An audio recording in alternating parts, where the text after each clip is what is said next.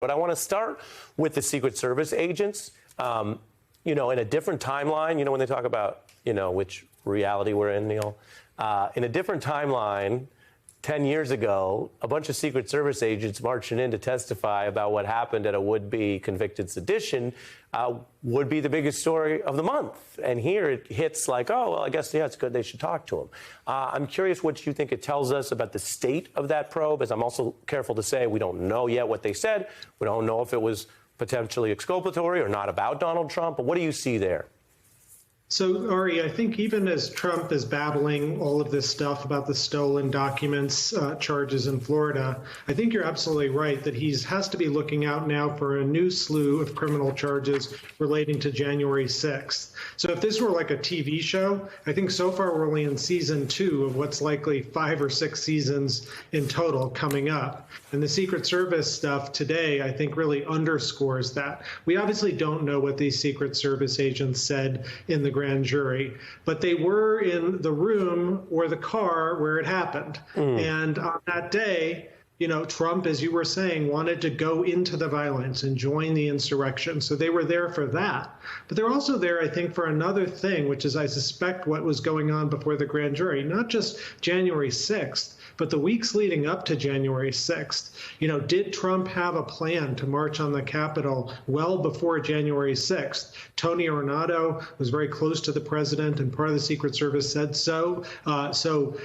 What's going on there, I think, is really important. And, the U.S. Supreme Court has said that the Secret Service do not have an ability not to testify. There's no Secret Service privilege or anything. Bill Clinton tried to litigate that. It was rejected by the United States Supreme Court in 1999. And certainly I don't think Secret Service agents think that being a federal witness is part of their job description. But when you're tasked with protecting Donald Trump, you're bound to witness some questionable behavior. Yeah. And so, Neil, what do you think Jack Smith's approach is? Because as I emphasize, he has the very special portfolio of, did anyone commit a crime who wasn't physically storming the Capitol? And the answer may be no. The answer may be that they find the evidence doesn't lead to a criminal standard of what people did sort of off-site.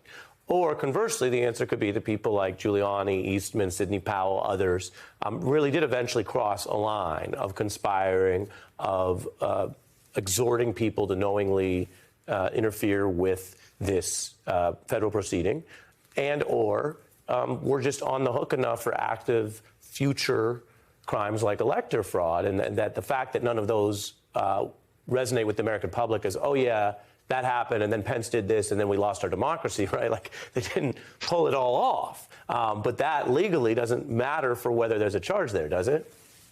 So I think the best way of understanding the law, Ari, is that certainly anyone who invaded the Capitol, but also anyone who aided or gave comfort to or supported or helped plan the invasion of the Capitol, or who planned these fake elector schemes, are guilty of crimes. That's what a very respected federal judge, David Carter in California, has already concluded, that it's more likely than not that Donald Trump and others committed these crimes. And I'd be interested in Christie's view on this. She's a phenomenal former prosecutor, but it seems to me from what I see about Jack Smith is he's working his way up. He's interviewing people like the fake electors, and the like, but also interviewing people at the very top. Pat Cipollone, Mark Meadows, the former top White House lawyer, the former chief of staff. He's trying to hit it from both angles to tell a comprehensive story of the facts and then plug it into that legal calculation. And as I say, I do think that legal calculation is best understood as if you helped or plotted or gave aid and comfort, you committed a very serious federal crime. Right. So the charges that they're looking at are conspiracy charges, which all you have to do for a conspiracy is agree to take some criminal action and take some step in furtherance of that criminal action. So even if they did not actually obstruct the congressional proceeding, they conspired, they agreed to obstruct that proceeding.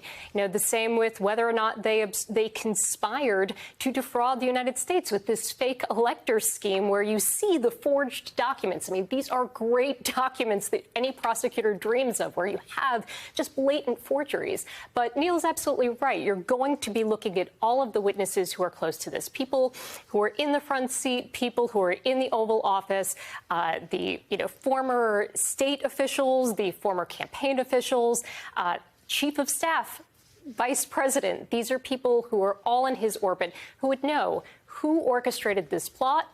Did they know that there was no election fraud? And what was the purpose? To strong-arm Mike Pence to not certify that election. If you can prove those elements up, I think you have Jack Smith marching towards charges. And would you expect, based on how we've seen him work, that it would be quiet and then an explosion? I mean, he didn't, for example, charge Walt Nauta, the aide, and then a week later drop it on Trump, right? Would we expect a similar approach here, or you can't really, in your view, extract too much from that?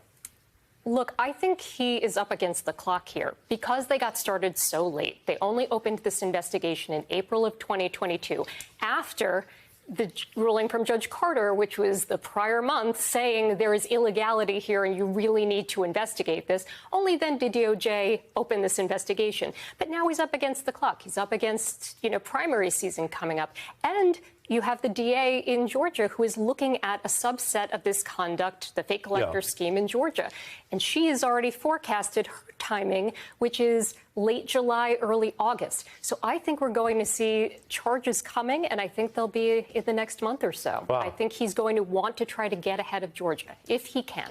Super interesting, because then we have the actual timeline in the Docs case. And I told viewers, and Neil, I always just try to be direct with folks. We're juggling more than one update here. So we mentioned, interestingly, you'd think Smith would want the fastest possible trial for the reasons Ms. Greenberg just told us, but he's now asking for the December trial later than what the judge ruled based on the evidence as mentioned. Then he was also asking to keep the witness list secret. Now, as journalists, everybody else, we're dying to get our hands on it because it'll tell us part of the plan, right? We do know, apparently, that it'll be about 80 witnesses. But in a ruling today, Jack Smith lost his effort to keep that secret from the public. They wanted to file it under seal, as you know. That's where it goes. It would just go to the other side. And here's the headline.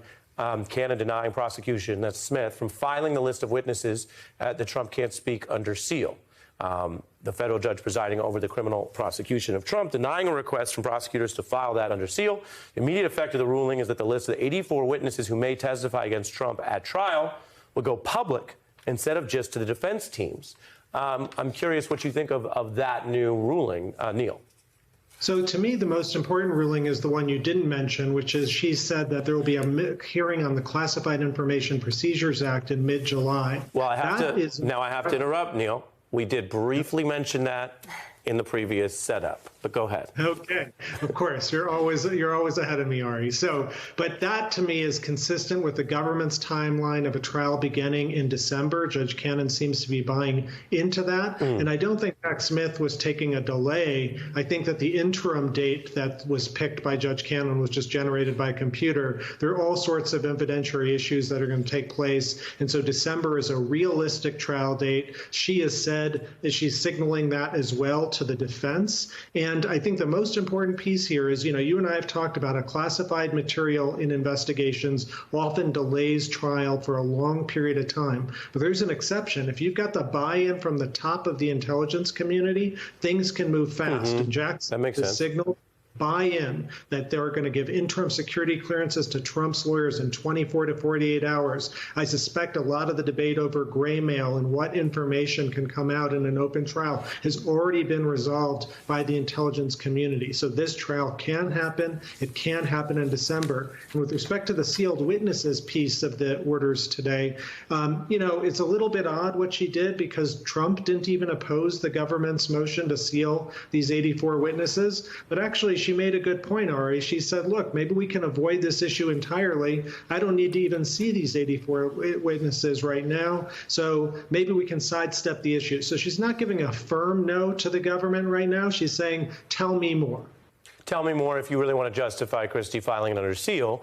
And this is not, to be clear for folks, this is not something that's going to make or break the case. As Neil reminds us, they didn't even oppose it. But we have been following every step. And I could say those of us following it and reporting on it would obviously love to have, we talk about cameras in the courtroom, we'd love to have the full list as soon as possible.